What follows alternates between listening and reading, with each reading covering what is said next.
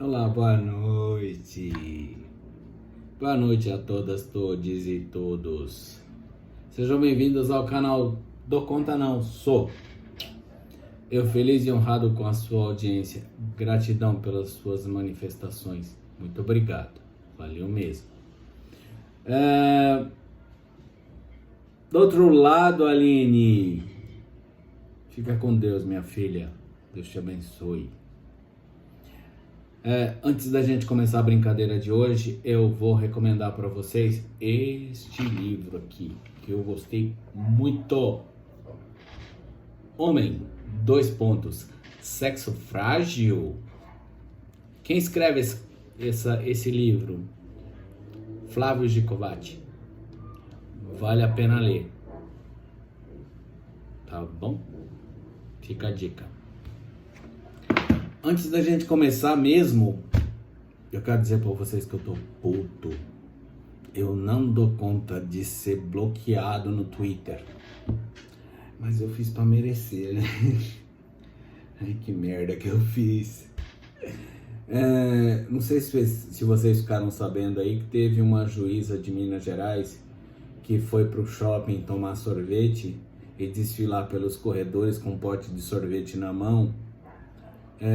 Só para ter o prazer de pirraçar a lei de prevenção e de resguardo de medidas sanitárias.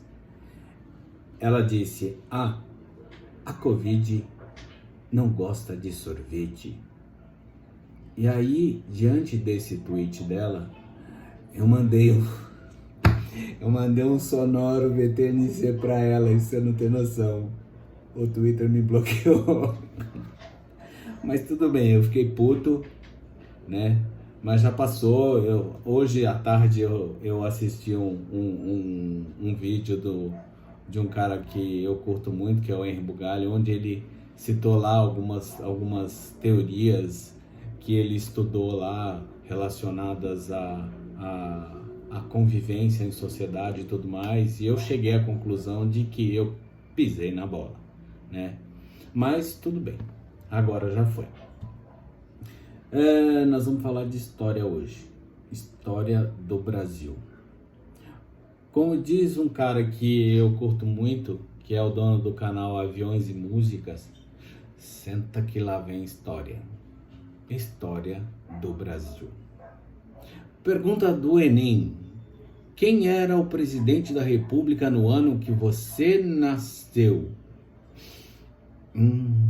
Tirei 0. Lascou. Não, fi. Eu nasci em 1961. E neste ano, quem governava o Brasil era o professor Aloprado. Um cara chamado Jânio da Silva Quadros. Esse cara era, né? Já se foi. Ele nasceu em Campo Grande, Mato Grosso. Hoje, Mato Grosso do Sul, né? E ele ficou pouco tempo no poder. Ele ficou muito pouco tempo no poder. Ele acabou renunciando num processo assim extremamente complicado que não vale a pena a gente tocar no assunto agora, tá? De repente a gente pode falar sobre isso no futuro. Mas o que eu queria mesmo falar para vocês é sobre a campanha eleitoral, né, de 1960, que era para sucessão de Juscelino Kubitschek de Oliveira, o mineirinho seu nonô, o cara que construiu e inaugurou Brasília, o mineirinho de Diamantina.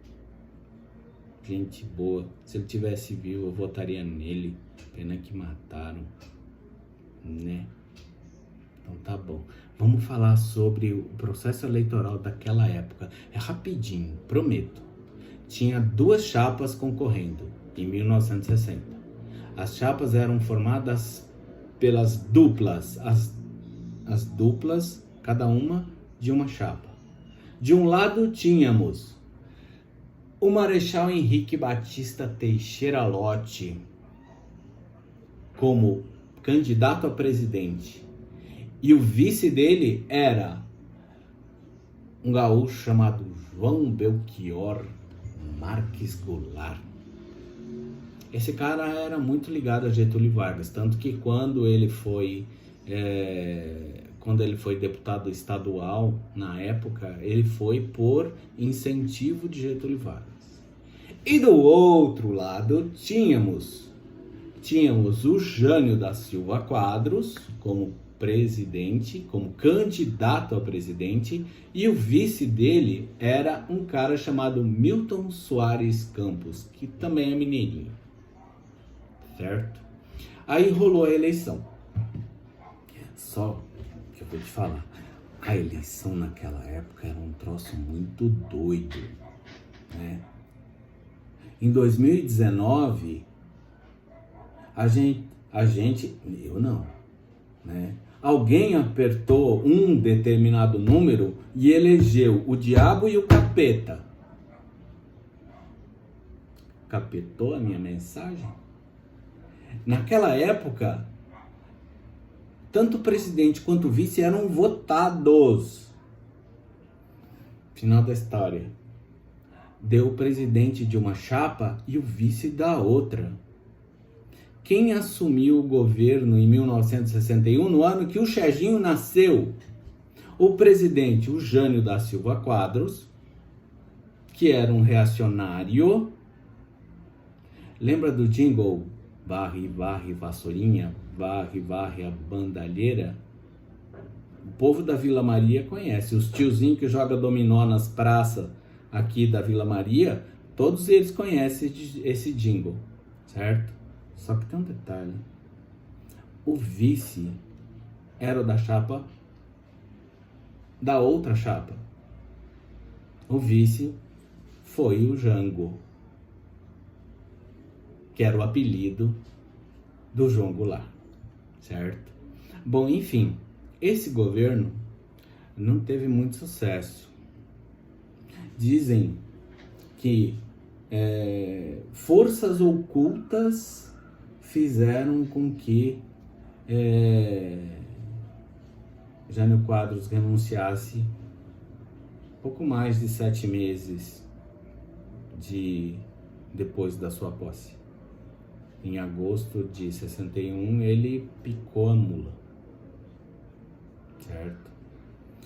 E aí a coisa realmente foi degringolando direto durante mais alguns anos, até ser decretado a revolução,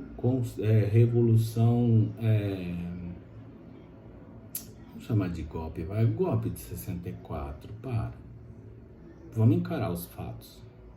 O golpe militar de 31 de março de 1964 não foi revolução, né? Não foi, desculpa aí, certo? Aí o que aconteceu? Os militares entraram no poder e tocaram as coisas do jeito que eles achavam que devia, certo? Não dá para falar num vídeo só sobre ditadura e tudo mais. Eu vou falar de mim. Eu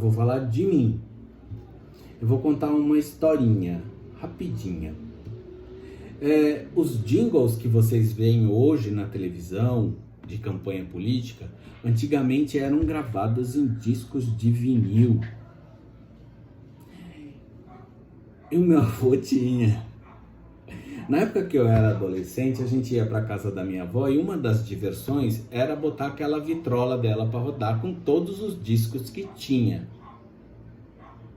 né? Aí tinha um lá de uma harpa lá que cantava lá uma música, que tocava uma música chamada Anaí, que eu não vou poder dizer para vocês hoje, porque eu só me lembro mesmo do nome, porque era um vinil com o rótulo, aquela coisa redonda com os dados lá escrito em cinza e que estava escrito Anaí, disso eu não esqueço, certo?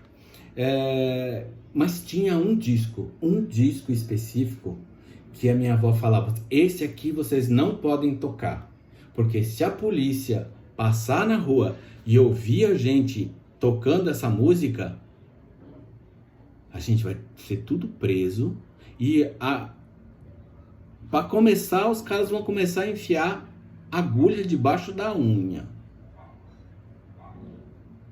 E aí, mó cagaço, né? Só que criança é dose. A gente põe o disco para tocar bem baixinho. Eu vou falar para vocês, eu não, por questões de direitos autorais do Twitter, eu não posso falar, eu não posso colocar o áudio, né, para vocês. Mas eu vou citar o texto da música, que dizia o seguinte: vamos em frente, Brasil, mostrar o valor que tem o homem do campo, o nosso trabalhador. Votem Jango, votem no Marechal. Vamos levar nossa chapa até a vitória final. Lote, lote, exemplo de brasileiro. Jango, Jango, trabalhista pioneiro. Esse era o texto da música. E que se a polícia passasse enquanto estivesse tocando essa música, a gente ia ser preso.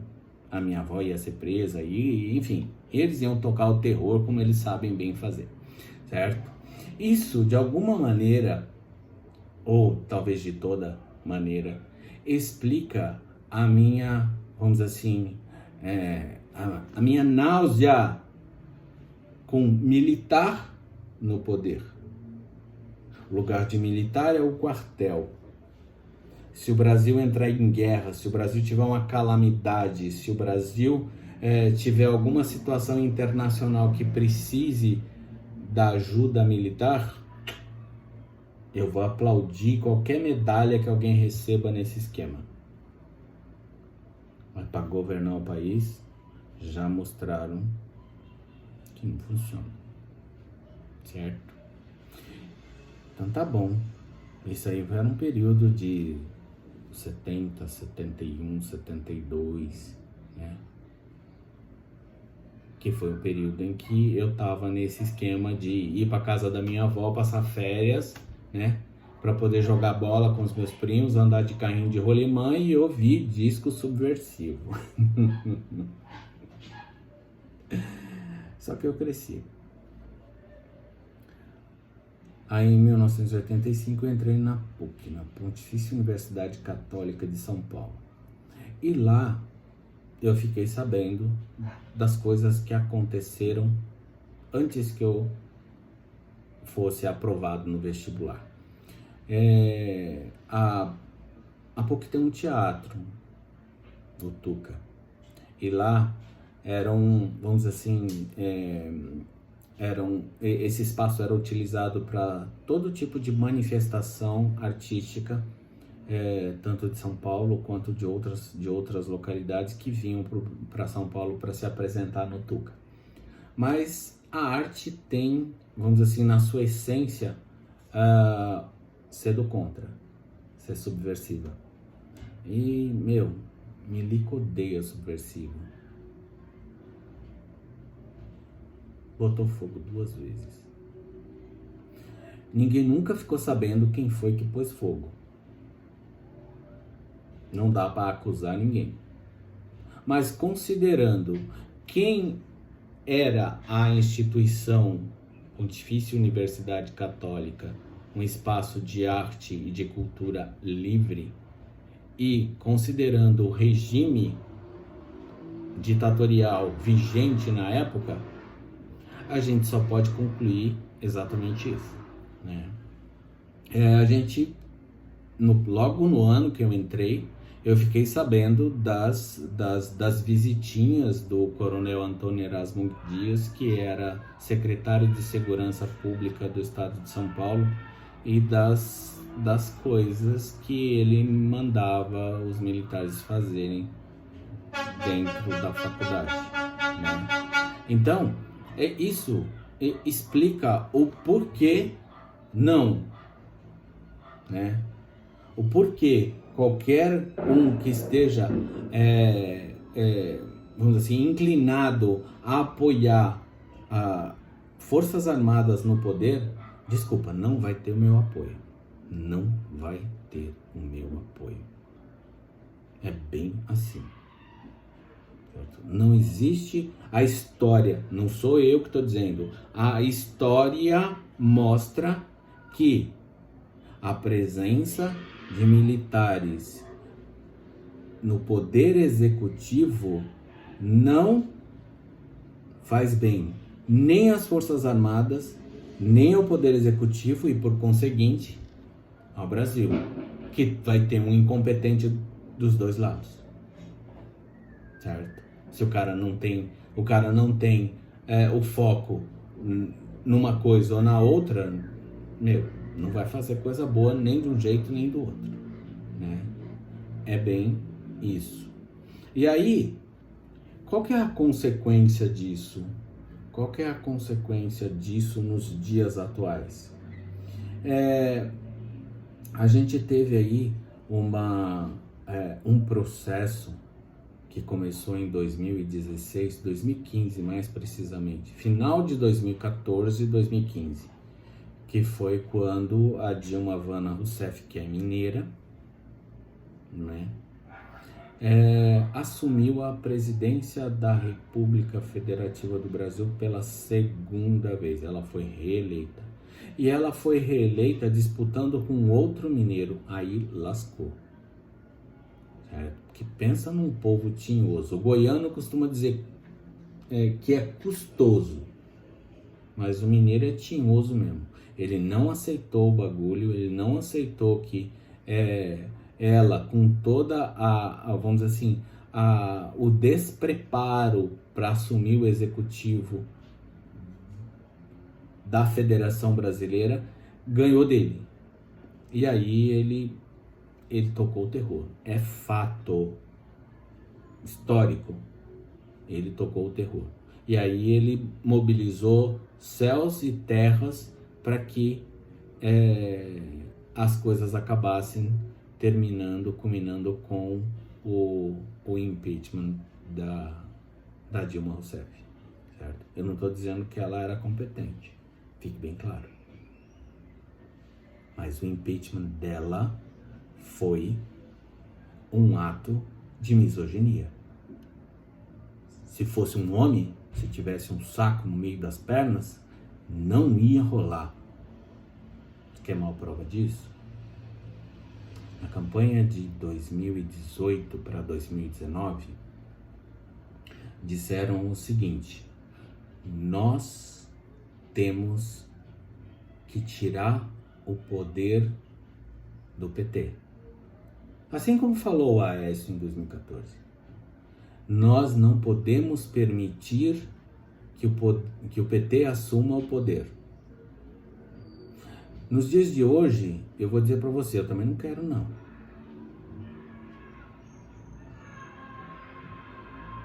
Certo?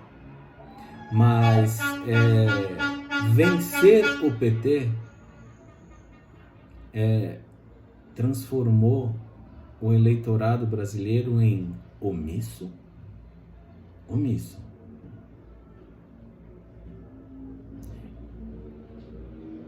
E o pior, 57 milhões de brasileiros disseram assim: eu voto num chimpanzé, mas não voto no PT.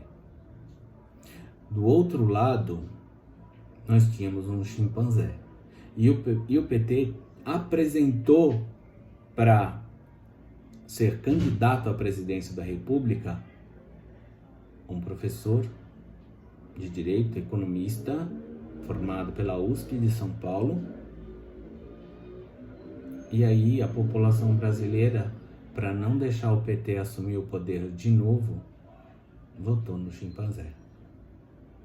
A cadeira que foi ocupada pelo seu nonô, por Juscelino Kubitschek de Oliveira, que foi ocupada por Itamar Franco, que também fez carreira em Minas Gerais, hoje é ocupada por um chimpanzé. E aí eu me permito a imitar ele. Durante o dia de despacho no Palácio do Planalto, o presidente da República faz isso aqui, ó. Coisa de chimpanzé. Uma boa noite pra você. Fiquem bem. Anima de seguir o tiozinho? Um grande abraço, fiquem com Deus. Tchau.